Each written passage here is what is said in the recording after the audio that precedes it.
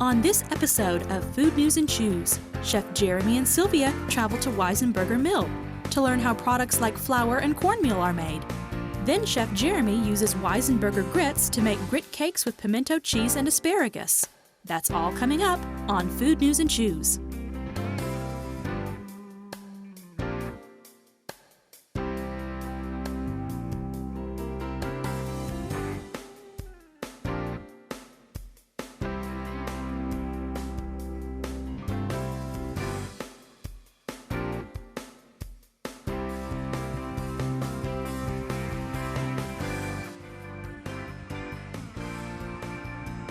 Food News and Chews is brought to you by these proud sponsors. Alltech, helping farmers feed the world. Azure Restaurant and Patio, worldly influenced, locally inspired. Sullivan University, offering higher education for people with higher goals. Azure Catering, catering the most important events, yours. Critchfield Meats, fresh, high-quality, all-natural meats, guaranteed.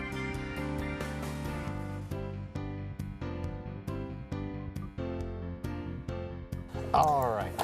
Jeremy, will you hush? I'm trying to hover here, okay? So what are you doing? Well, here's a globe. Now, that JetBlue guy just isn't good enough. He hasn't figured out how to get us into space. And I needed some perspective. So I got a globe, and I'm trying to figure out, from 30,000 feet, where is this local food movement going? Oh, I thought you were trying to find your house. But well, there it is, the intersection of. Right.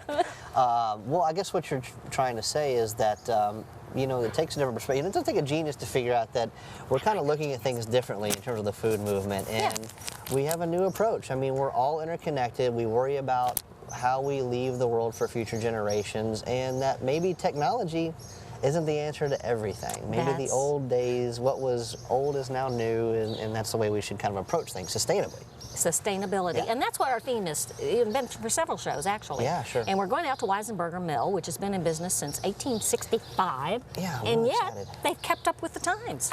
Right, and you know, and that's kind of surprising too, because something as old as a mill, those are the types of business models that basically got taken over by large-scale production.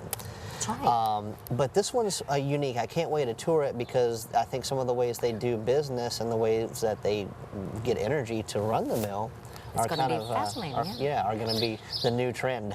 Yeah, and you know, what's so important to people today, all these little people down here at the intersection of nature and science, is that they want to live better and they want to trust people more. Right, so the local food movement really engages people in, you know, at least if you get a bad cantaloupe, you know where to find the guy who grew it, right?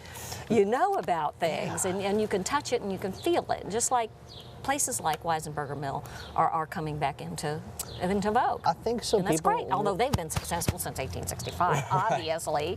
Well, people are starting to really care and realize about how this works. That, like you said, the vergence of science and technology are all coming together. I mean, we've even seen, you know, ways that technology can be useful. We've done a show on algae production to help supplement, you know, animal feed or human nutrition because, you know, we've gone to large-scale production. But when you get back to something like this mill, you kind of, you know, slow down and kind of see how connected you can be to your food, your surroundings, your community, and how some of the old ways can really help the problem, the dilemma with the future, which is we're using too much resources to produce too little unnutritious stuff. That's right. But you know, it's interesting. Well, number one, I want to tell you about the 111-year-old man, oldest man alive. Right. Said two things that will help you live longer is don't have children. I flunked. Or two, don't eat too much. You made me flunk that one. I think we're both going to fail that class. Anyway. But you know what? If you can't have both those little things, just count me out anyway. But you know, one of the interesting things that's going on today, one of the interesting discussions is about, say, GMOs, for instance. Right. And that's real science. It's big deal science. Yes. And we're talking about, is it bad to not, and you know, everybody wants labeling, they want to know what they're getting. On the other hand, the citrus groves in Florida are dying out, and they're using GMOs I think it's like I don't know, some sort of gene from another veggie. Sure. Splicing, you know. But then there's bad stuff, like making tomatoes red, but making them tasteless when they're shipped across the country. So there, you know, it's not an easy answer, this whole science versus nature and tradition thing. I love the way you're presenting that, because I'm really trying to study or try to find the difference between a good GMO and a bad GMO. There's got to be some kind of ways to classify this. Because we may get hate mail about this, by the way, because there's a huge anti-GMO thing going on. There's a huge, you know, but we need to look at both sides. I'm not going to hop the fence on either one yet, but if you look at food and the history of culture and how food has changed, I mean, even corn as we know it 200 years ago started out as just a little thing of wheat about this big with maybe 4 or 5, just some big kernels. But now it's this big, you know, cob filled with hundreds of little tiny things, and we say, okay, well, there's no original corn left from 200 years ago. Well, the corn that was corn 200 years ago was not the same corn as 1,000 years ago. So I don't know. There's evolution, and there's also messing with something at a genetic level. Yeah. Or even bringing in like the Ethiopian spices you're going to use later in a cooking segment. I can't wait for you to try this stuff. You know, I love bringing in the worldly approach to local food. Our co-star today. And it makes sense too, because we've got African influences all through the South in Southern cuisine. That's right. So it kind of went up those spice trades. All right. Well, let's have an adventure. Yeah, let's go to Weisenberger Mill. I'm a big fan. I've been using their products forever, and I've never been out there. All right. Let's go.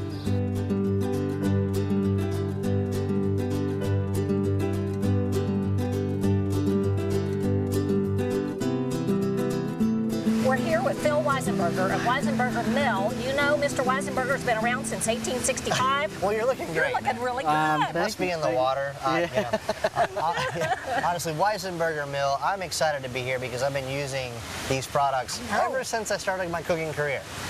You know, they're just renowned in my kitchen. Everybody knows them. Everybody around here knows them. Well, we'll talk about grits. These are the way to go. Good stone ground grits is the only good grit. We're actually going to cook some later in the episode, right? We are. So take it. Let's ask some questions to Philip. How about your history? Tell us about 1865 Well, we've been in business since 1865. My great-great-great-grandfather purchased a mill here in 1865, and we've passed it along the generations. In 1913, they built a new mill, and so we're this mill right here in 1913. That big building there is the 1913 version. That's right. That's right. That was built in 1913. We've added, you know, the section at the bottom we've added in the 1930s, and then we've added a warehouse in the 1950s. Relatively young. So yeah, So I can imagine back in the old days, I mean, this is a mill, and there was always mills in most counties, right? Right. But you a can lot of imagine our roads are named Mill. Yeah, all the horses and carriages would be pulling up with all the grain, and I mean, it would almost be like a line out the door, right, to get everything. You know, in the old days, that's what it was. The farmer would bring their grain to the mill. We would grind a portion, keep a portion, give the rest of it back to the farmer. And so as time changed, you know, we ground it and people would buy from us. You know, so you're telling me this is almost like a barter system. The mill would keep a portion, and that would be the payment. That's right. That's how it used to work. That's how it used to work. Why Central Kentucky? Because your great, however many greats that was, came over from Germany. Yeah. Why Central Kentucky? That's a good question. There was a mill here, There was a mill here. You know, he ended up in St. Louis and then Louisville and then ended up right here in Woodford County. Yeah. So he purchased that mill here. And he was a miller back in Germany, and so that's what he, you know. Some interesting stories about good water, about good water, good grain. There's, you know, the things that you need to make excellent flour and cornmeal are right here in Kentucky. Yeah, this is flour. So this is plain flour, and this is cornmeal over here. Now this is white cornmeal, self-rising white cornmeal. So that's what we're grinding today, is some white corn up here. If you look up there, we can see some white corn in this process here. And then it's ground and it goes upstairs where it'll be sifted out. Okay. So you'll see how the grain will come down and then it goes through a different process. And inside there,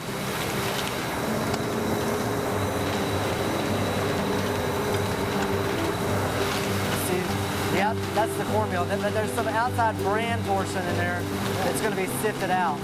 That larger piece, that'll be sifted out.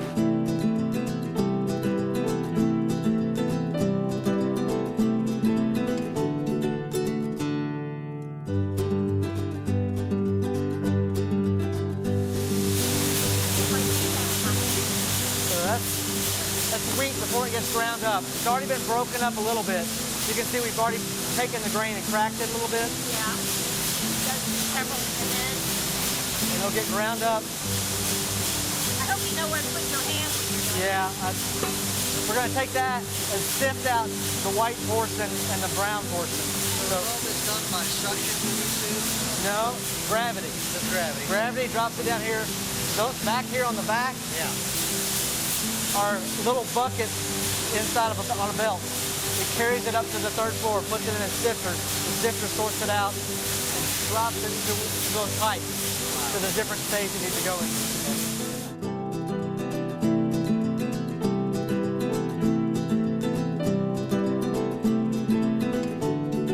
Different products, and how many are there? Like 70 plus? We probably have over 70 different products once you count the different types of flour and cornmeal and the different baking mixes and all those. We have a huge variety of baking mixes and the grits.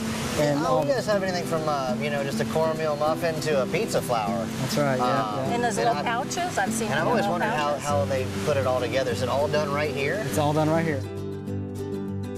All mills back 100, 200 years ago were all water powered, which is all clean, didn't make any pollution. And over time, the mills got larger and they brought in electric motors, and they started to the point where they weren't using water power anymore. One of the interesting things about the Weisenberger Mill is it's one of the last commercially operated water-powered flour mills in the country that still uses water power. But right out the door. we have a new take on that, and the new take on that is that we are not only using water power to just run the equipment, but we're also making electricity. And what we're doing right now, which is so interesting, is the fact that we have got a grant from the Department of Energy in Washington to make this the first hydroelectric site in the United States to have a variable speed generator and variable speed turbine. And that's what you see right over here. This is the first variable speed generator installed at a hydroelectric plant in the United States. It's a technology that came from the wind industry, and we are adapting it with a Department of Energy grant to do hydropower. When we're done, this will be able to run 24 hours a day and make electricity, and we'll be able to make not only the electricity needed to run the mill, but we'll have surplus electricity from it. You're an electric company. Well, we can either sell the electricity to KU, or we're hoping to convert the propane heater here over to electricity and make the whole operation here 100% carbon neutral.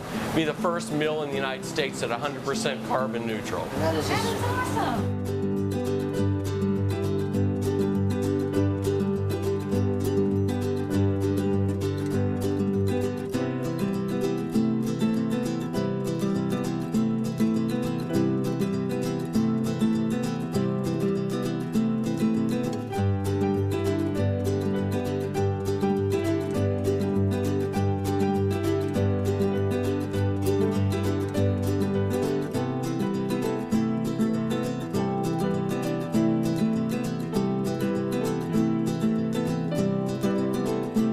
I think a mill like this is a perfect example of how you marry the old and the new.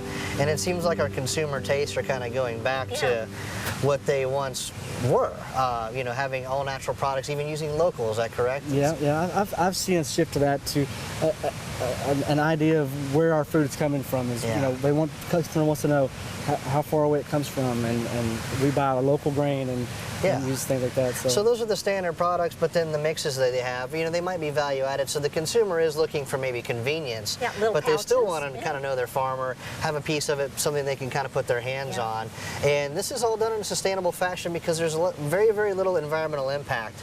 I just love the way it gives back to the area too. I mean, these guys, once they're set up, are going to have a positive energy flow into the grid instead of taking out of the grid. That's right. And staying successful over the years, I love seeing the machines that were built in 1913. Yeah, right. Like, you've brought them forward. It's not like you just... We maintain it, and that's the idea. We just use what we have and we don't get rid of things. We kind of do things the same way we have, but you know. So that's sustainability too, right? Jeremy and I are small business owners. We can learn. Yeah. Yes, we can make things, we can fix them. We fix 'em. prefer to keep them down running, here by right? the river, and that way we can come out for a nap in the afternoon too. Yeah, a little fishing. That's good.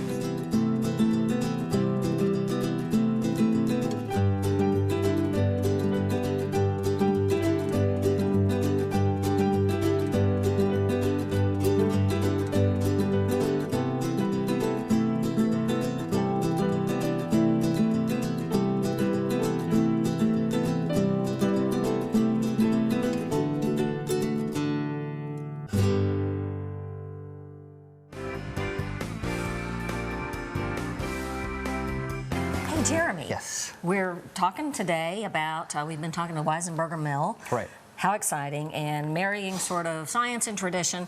And I see that you're marrying good for you and pimento cheese. Well, you know how I am. I'll take something natural and delicious and then add the butter and the cream. You know what? But they're natural fats. They're really, you know, instead of all that unsaturated and polyunsaturated, we use good, wholesome ingredients. So we're going to do a little grit cake with pimento cheese first. I've got the pan kind of just on a low heat because I don't do much to grits. Typically, I'll start with olive oil and sometimes butter, but we're going to keep it a little bit healthy today. A little olive oil in there. So I'm going to start with the grits with olive oil and just shallot.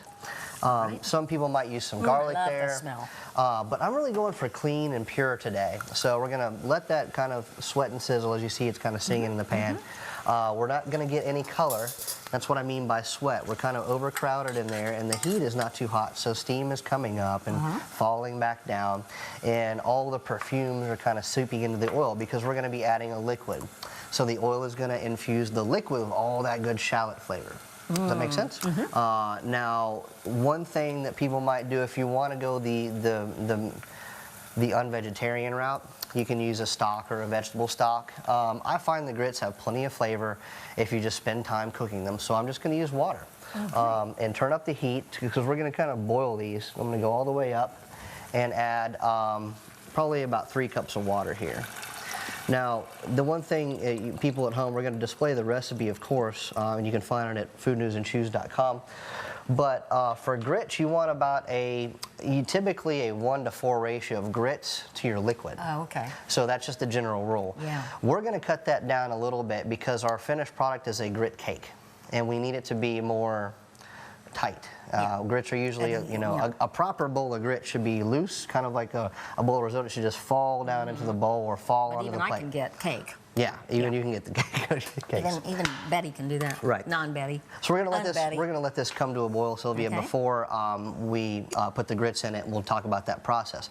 Now over here we have a pot of water roaring, boiling with lots of salt in it, and we're going to do something called blanching and shocking. So the asparagus that we said, you could eat basically Unless raw. I eat it all. Ugh. Right, I know. I've already eaten like and you 2 could stalks. basically eat this raw, but what we're going to do is blanch it very quickly, just for about 3 or 4 seconds, and it's going to turn bright green. Yeah.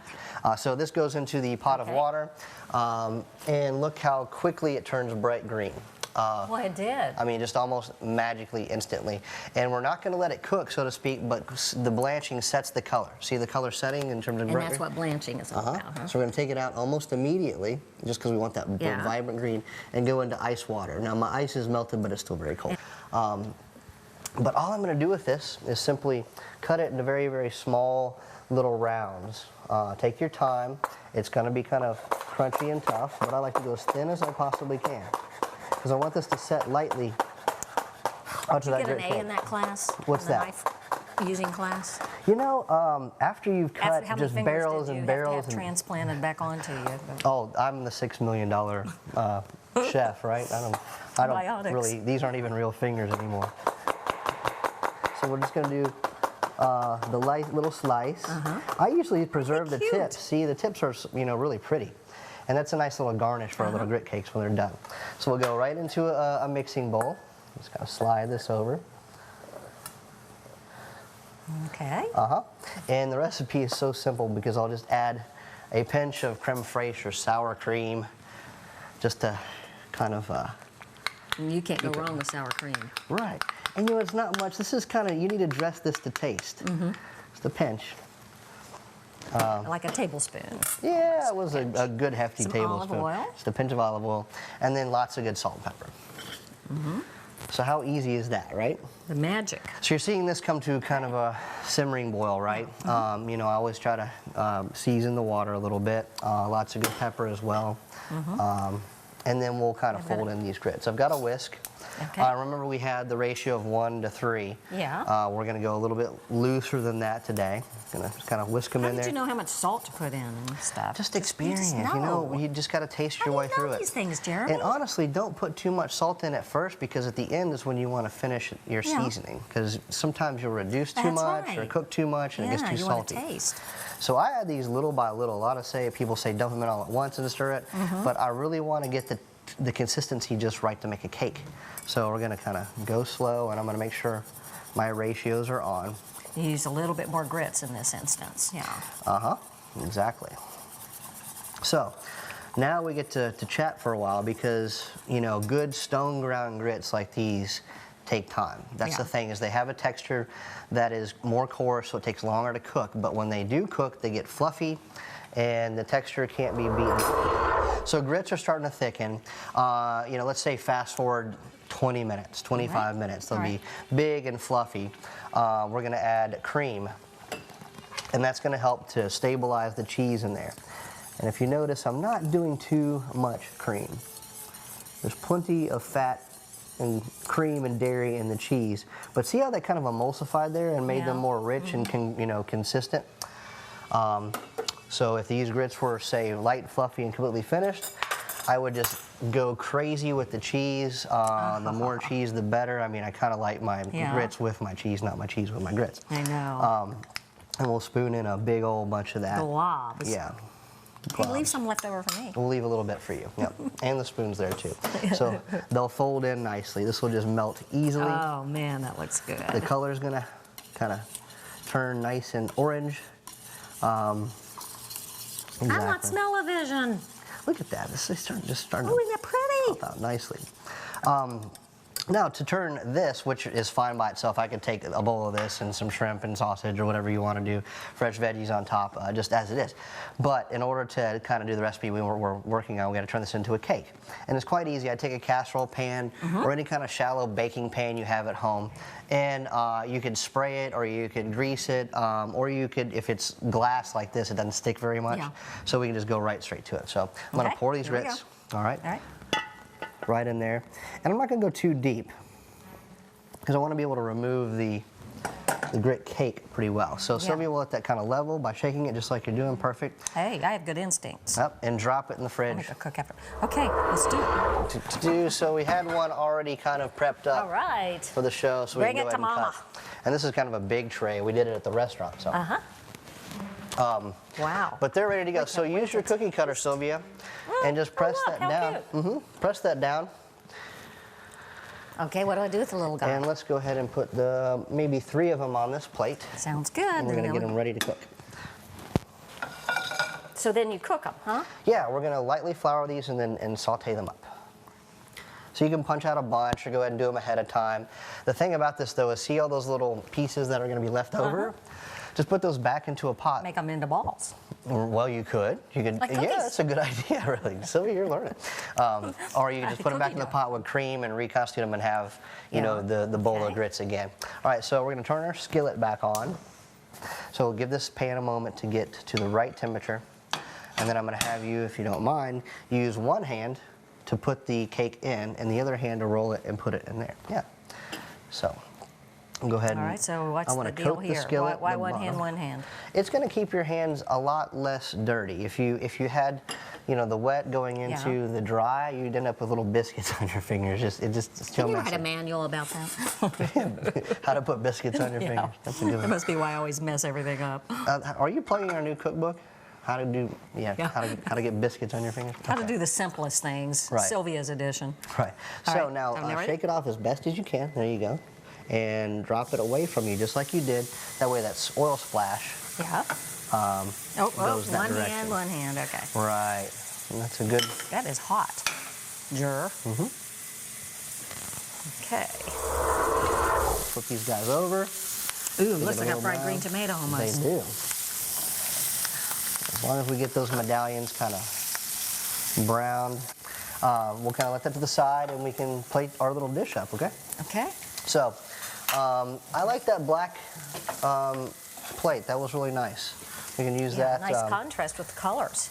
Yeah, and I'm a colors. big color guy, so I've just used some asparagus puree here because we used so much asparagus before. And you can make this at home by just pureeing asparagus and some buttermilk.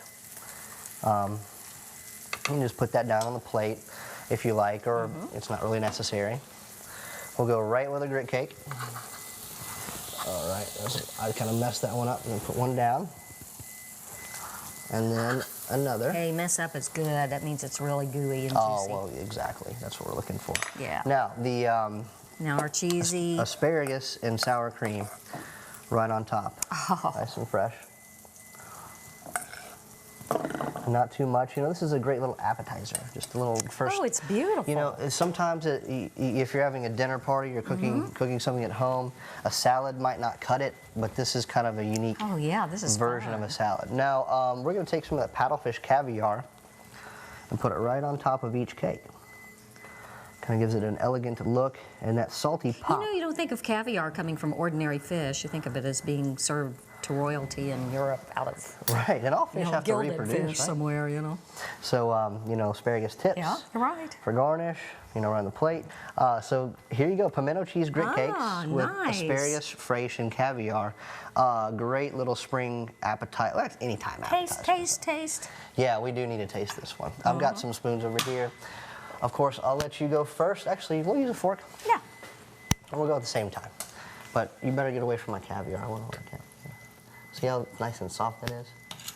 And the crunch of the asparagus should just make it, just set it off. Little cheese pulling away from there, awesome. Awesome. Man, it works. Works. That is good stuff. Yeah, well, if you want this recipe too, check out www.foodnewsandchews.com.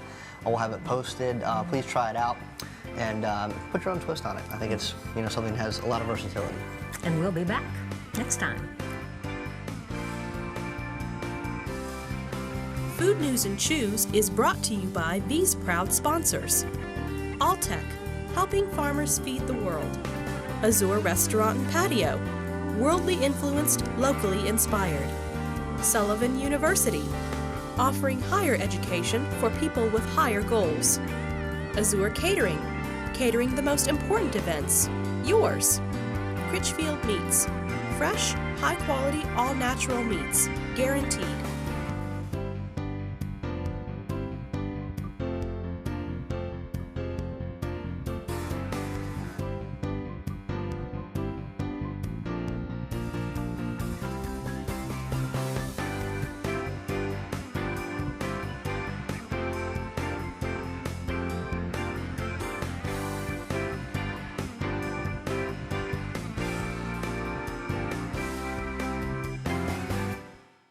If you would like a DVD copy of this episode of Food News and Chews, visit foodnewsandchews.com or email us at info@foodnewsandchews.com.